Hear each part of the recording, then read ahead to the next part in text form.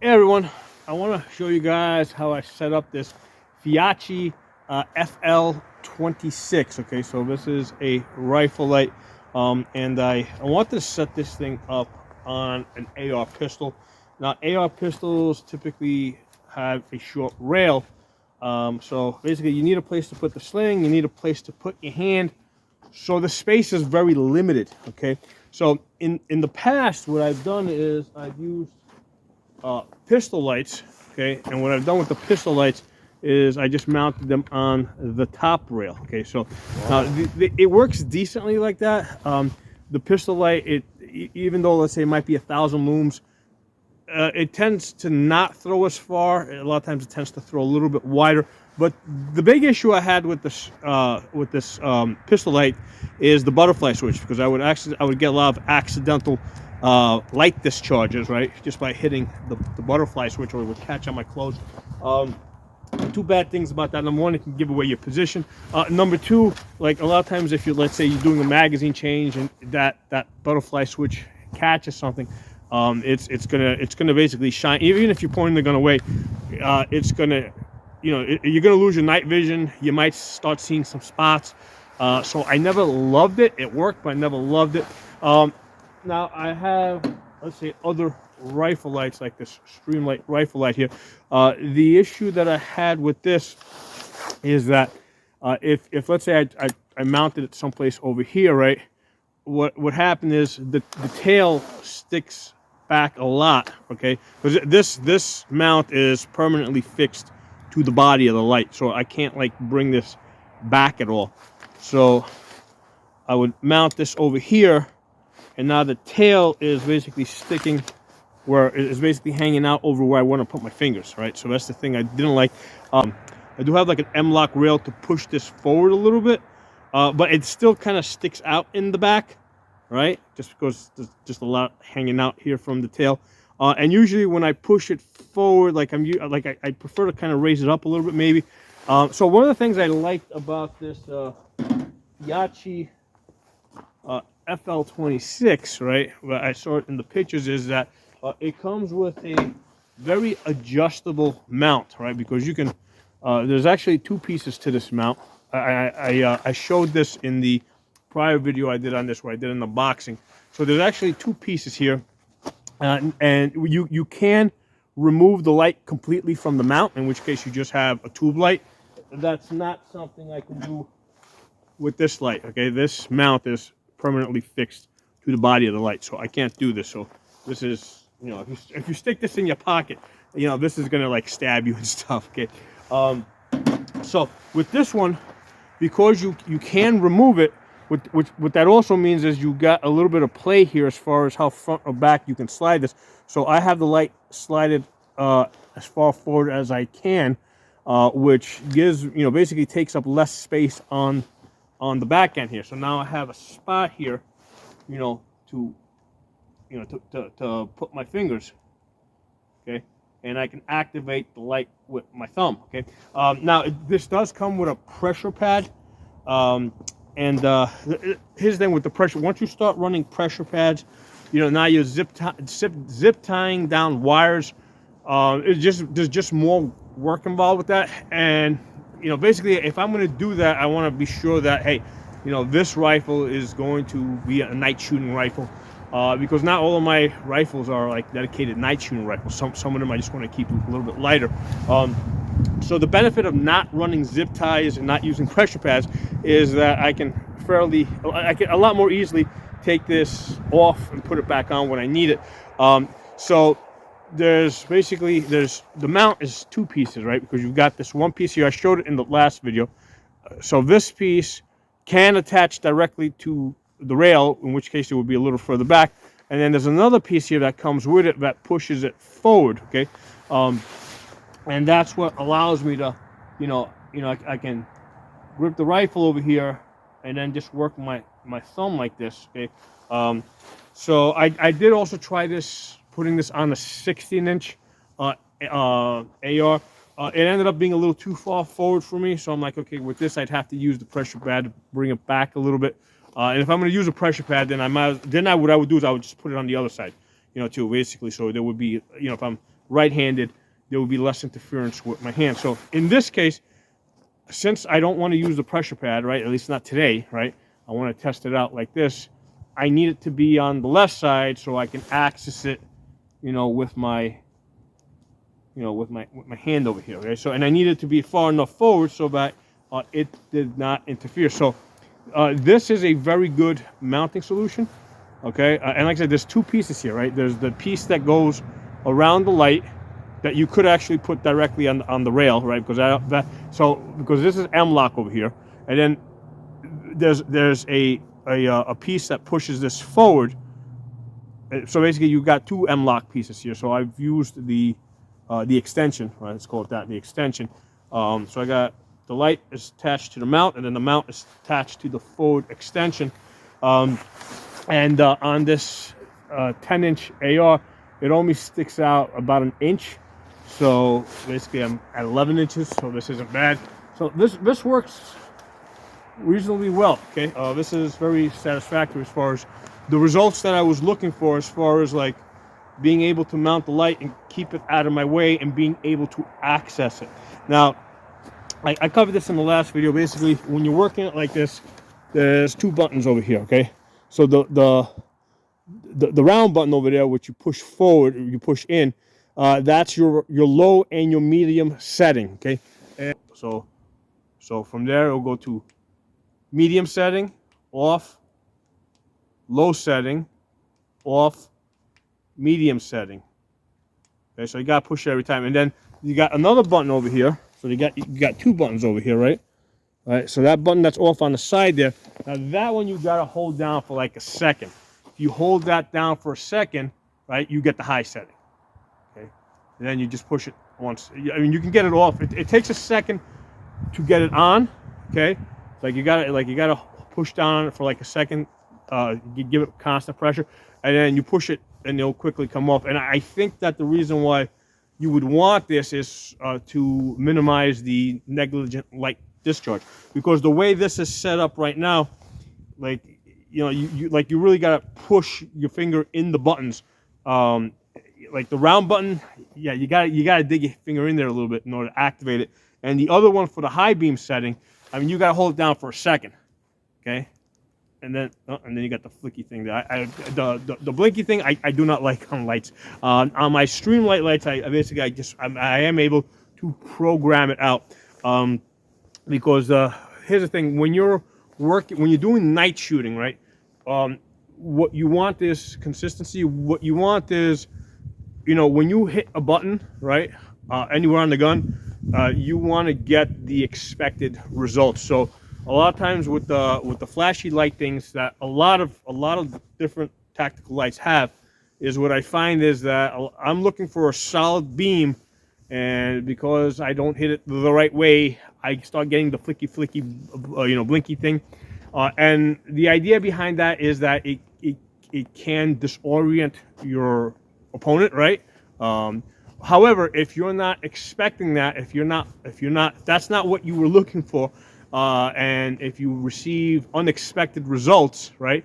Now all of a sudden that is a distraction to yourself. Okay, so I've been working with this. I mean, for the most part, I don't get that blinky too often. Okay, most of the time I'm able to just go straight to the light, get it off. Okay, and I always go to the high beam. Okay, I'm not going to use the low and the medium beam when I'm shooting a gun. Okay. Now again, the idea with this is that this light is removable, so I think they tried to make it flexible that you can remove it, and if you're, because a lot of times you may not want to have this gigantic beam. Okay. So I think that's the way I would use this on the rifle is like, if I drop something or if I'm going upstairs, I would press the button, right? So I don't get like the high beam.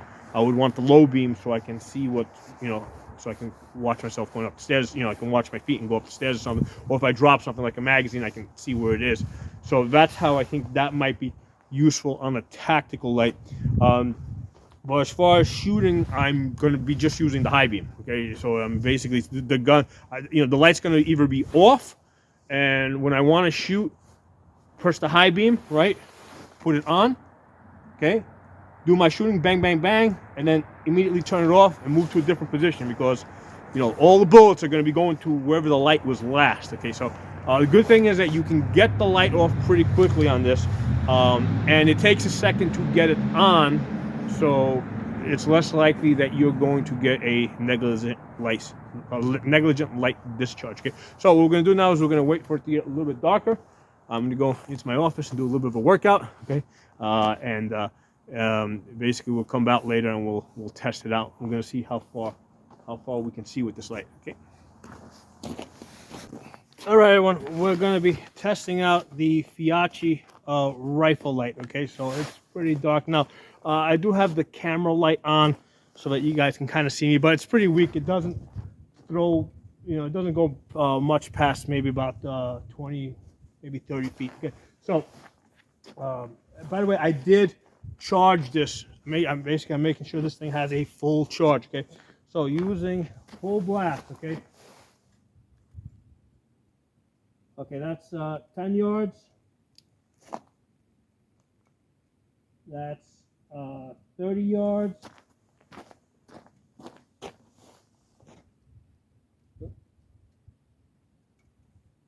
$50 yards. 65 yards. 75 yards.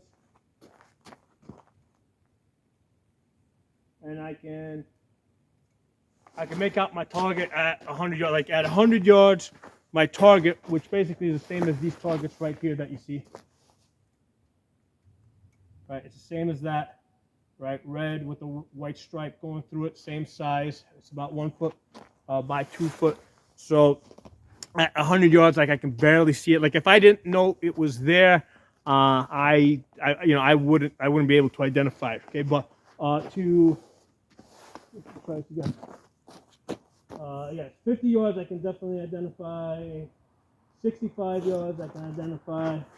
I mean, I think 65 yards is probably the max realistic, especially out here in this scenario, like in the woods. Because if you're in open field, you're probably going to see a little bit more.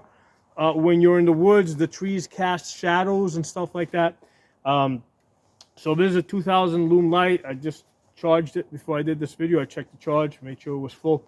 So that's realistically what you're going to get out of this. 50, 65 yards, okay?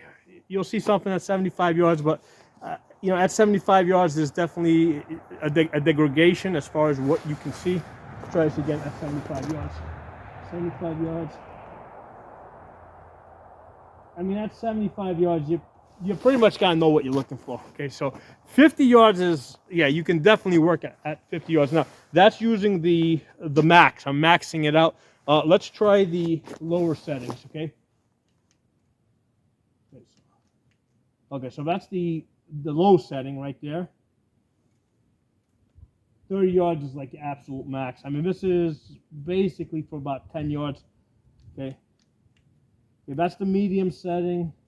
Medium setting, yeah, you can get to 30 yards. 50 yards in the medium setting is struggle.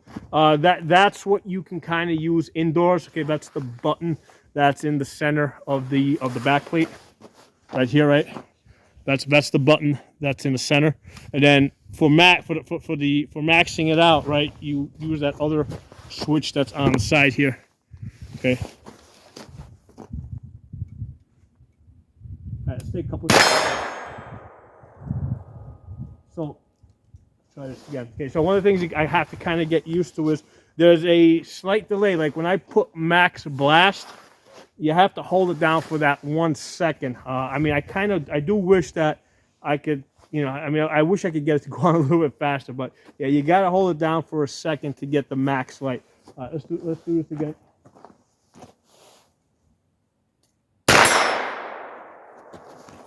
So ideally, you want to basically shoot and move.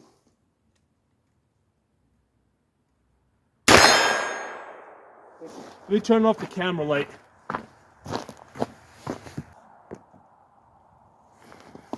All right, so camera light's off now.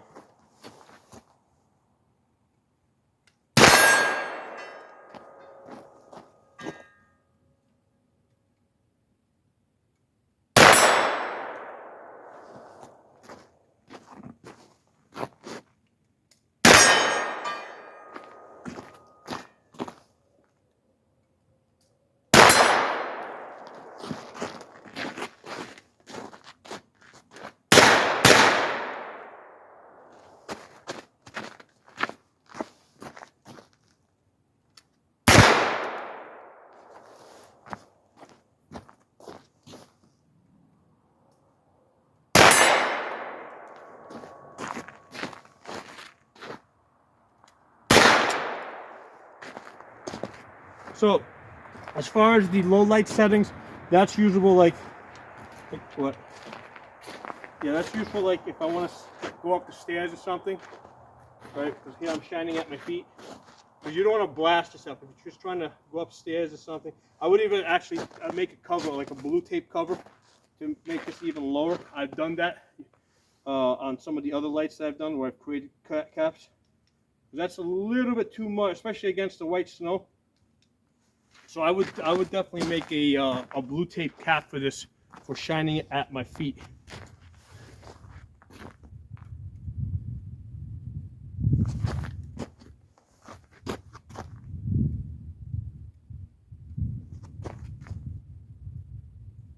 I'm gonna get a magnifier. I want to see with a magnifier what I can see at 100 yards. Hold on, let me pause this. All right, so what I did is I've got a magnifier on here. I want to see if I can get to the 100-yard target, which again looks just like this target over here. So let's see, at 100 yards.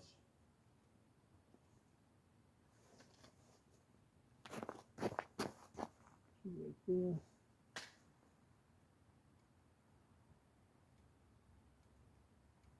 Yeah, I can make out the white stripe that's in it, but you know, I have to know what I'm looking for. Okay, like I gotta know that that's my target over there. You know, that's got the white stripe going through it. At 100 yards with this light, you know, the 2000 lumen light, you know, I mean that's like the absolute max limit, and that's if you know exactly what you're shooting at. Again,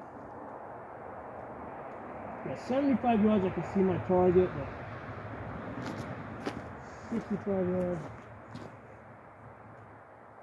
Yeah, 65 yards realistically is where I would, like, if I didn't know what I was, like 100% what I was shooting at, that's where I would set my limit at, 50 to 65 yards. Okay, so, I mean, that's just the reality. That's what it is. I mean, listen, this is a budget light, $50. All right, so for $50, it's the best $50 light that I got, okay?